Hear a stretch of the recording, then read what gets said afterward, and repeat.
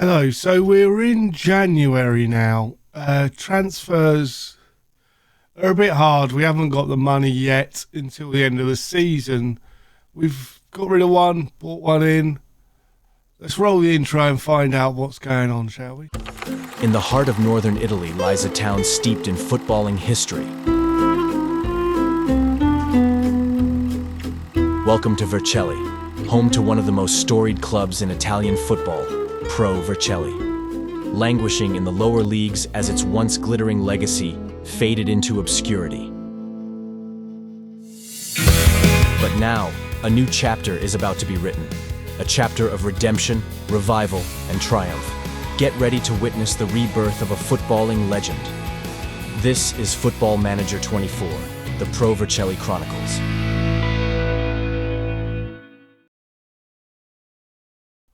Hello and welcome to the Pro Vercelli Chronicles.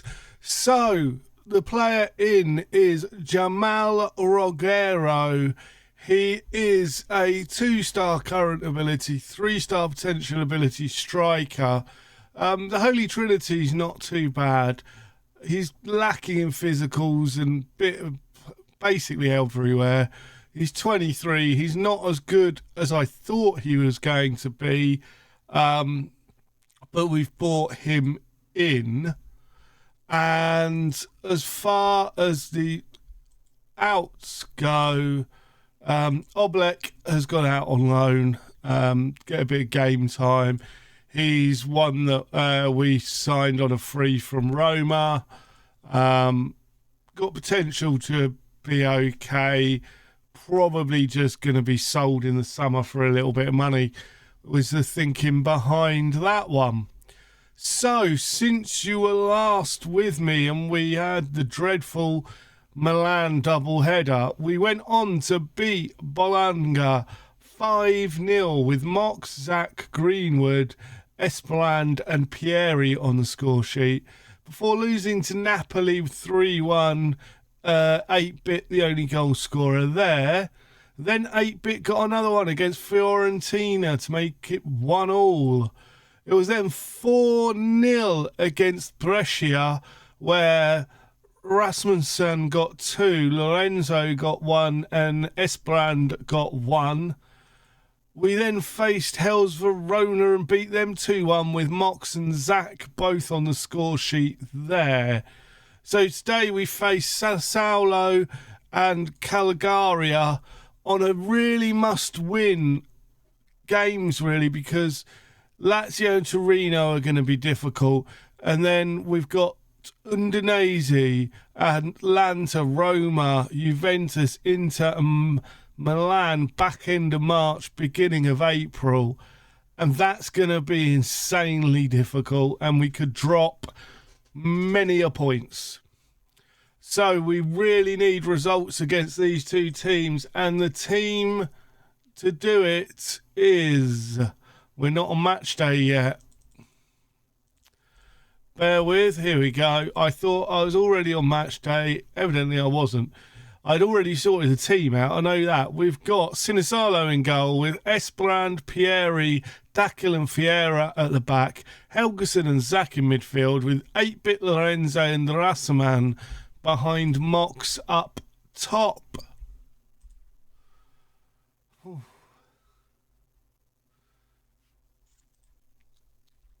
If I seem a bit sluggish today, I do apologise. Today's actually my dad's birthday.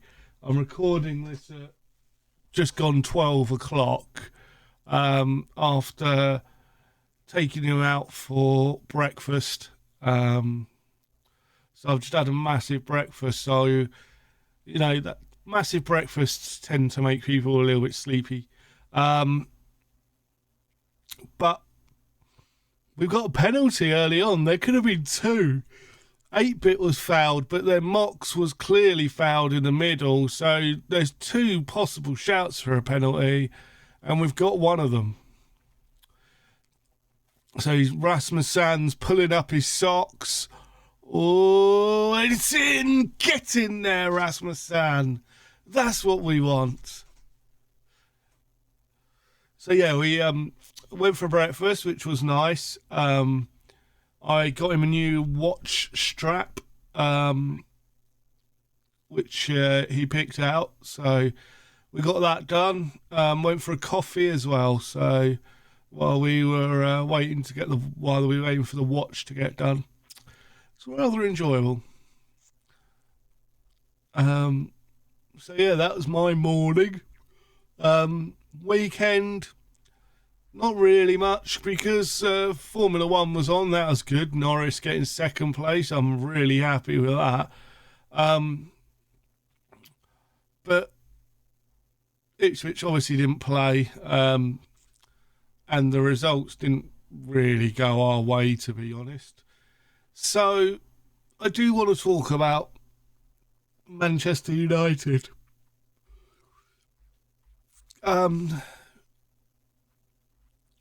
Just wow. Like, they cannot be happy going through in the manner they did, firstly.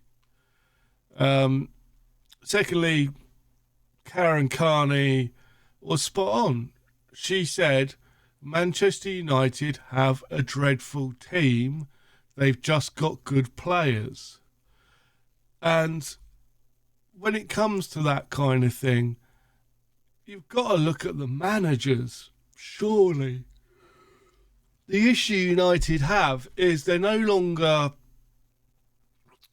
classed as one of the big boys, really, in the Premier League. So they're going to struggle to get the Alonso Zidanes of the world.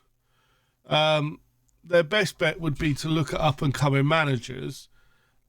But at the moment, the big two are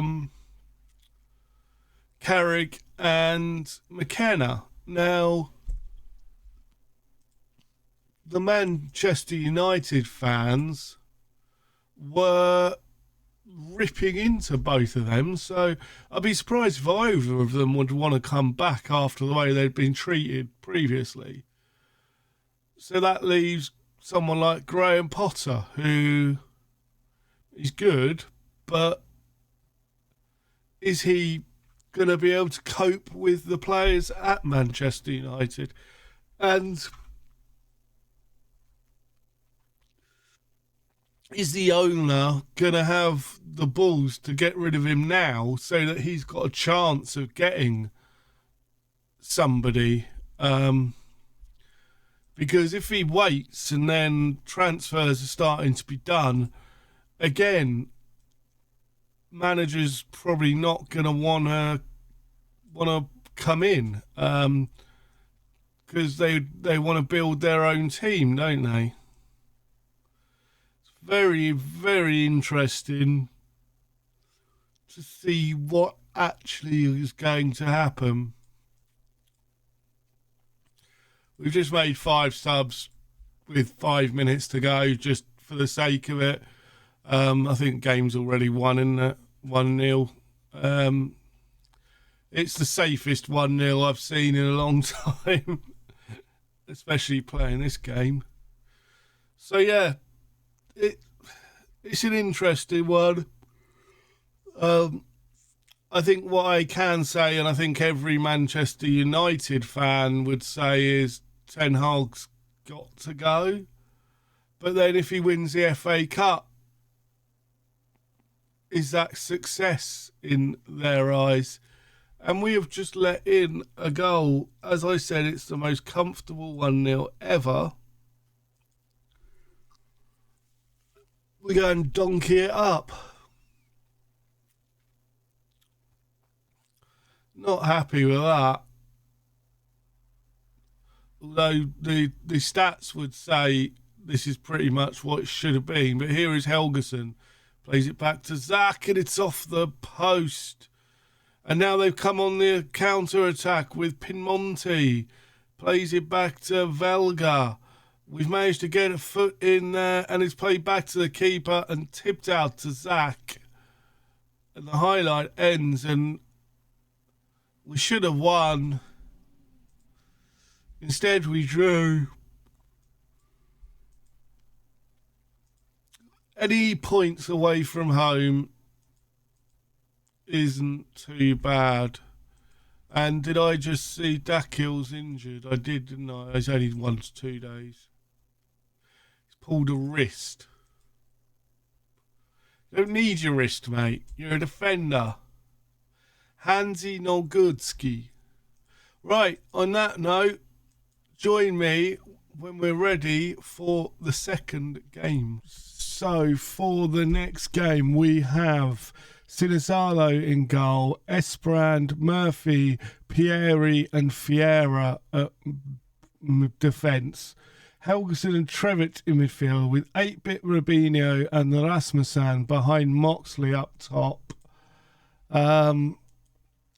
Let's see what happens. This is going to be Rogero is on the bench. Hopefully we can be ahead enough to maybe bring him on and give him his debut. As I said, as a backup, I think he's fine. He isn't going to be like a massive influence off the bench, but he is a player that can fill in a hole in a squad. Mox tucks it away beautifully to make it 1-0, and that makes me insanely happy. Get in there, boys. We really, I'm amazed at how well we're doing. You know, we're 8th in the league. We're 1 point away from, I would class it as safety. No team has got above 35 points since this save started. Everyone above 35 points has been safe from relegation. So we're almost safe from relegation, and that is the key. I'm ignoring the fact that Lovumbo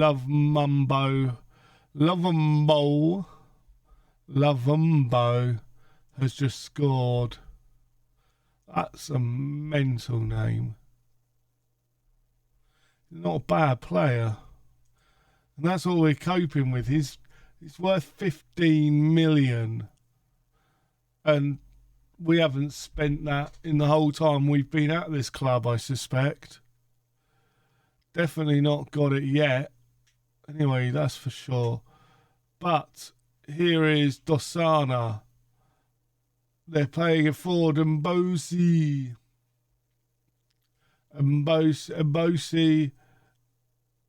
What can he do with it? Plays it in. Orisic. Mbosi is cleared by Pieri. We are on fire. Helgeson unable to get a ball there. And they're coming back, and it's in. It's 2-1, and we are going attacking. I am demanding more. We are not happy with this at all. Absolutely. See, both of our centre-backs are on yellow cards. I think we are going to make a change. Dressing room. Come on, boys. We're supposed to be winning this game. Esperand's looking tired, so Costias is coming on. We are actually going to bring Dakil on, who's not fully fit, but is needed.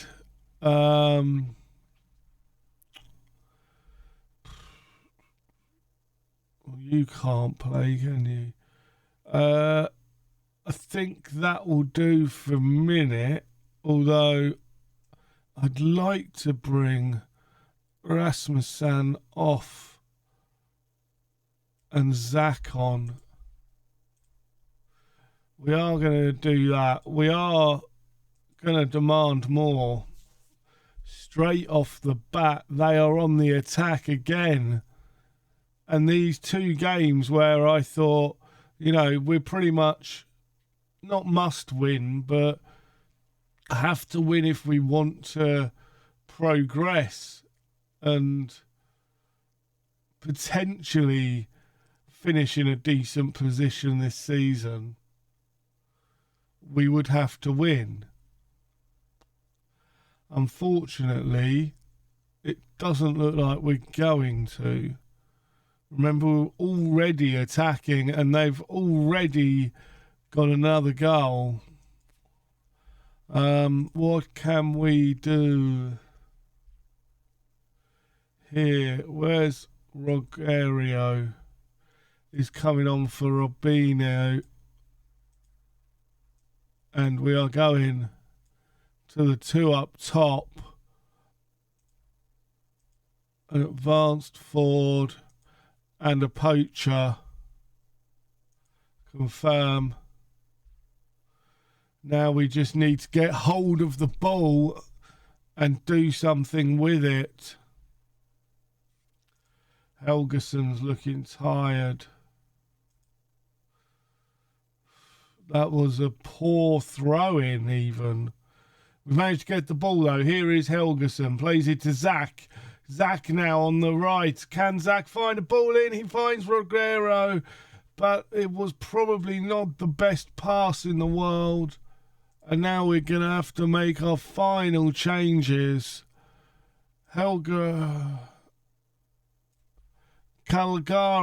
is coming on. I think that's it. That's all we can do is change that central midfield over. We are going to go very attacking for the last 20 minutes. I know it's unlikely, but we need to get a goal quick. And going very attacking is the only way I know. You know, we've already changed it up. Here's Mox. Can Mox find the ball over the top? He does. But Rogerio is incredibly slow and unable to get there.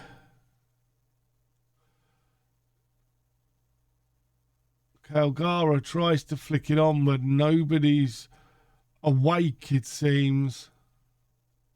Oh, we nearly got a leg in there.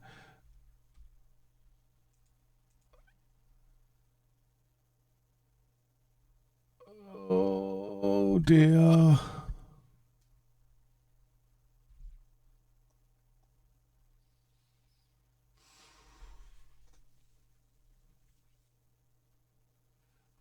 That's not meant to happen.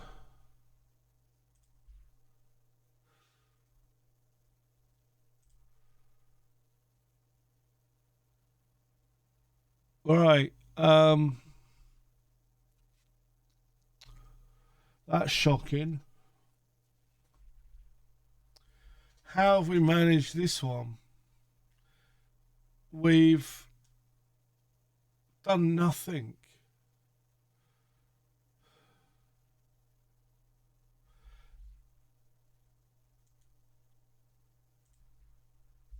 Might as well bring it back down to balanced. Drop the tempo off.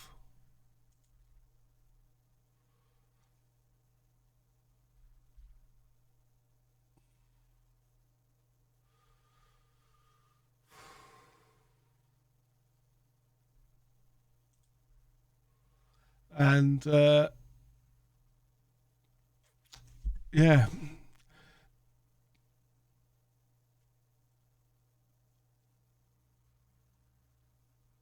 Oh my word, we're like third to everything. That's offside.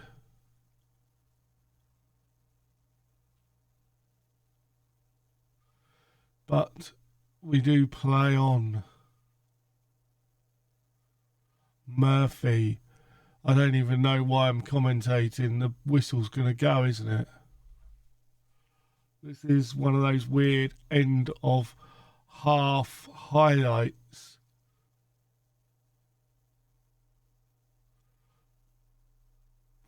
I think that was offside. Boys and girls, that was a very, very disappointing game. And I'm going to go and lick my wounds, I think, and we will come back for Monza and Parma. So join me in the next episode for Monza and Parma. But if you've enjoyed that, please leave a like. Subscribe if you're new. I've been the Masked Manager, and until next time, I have spoken.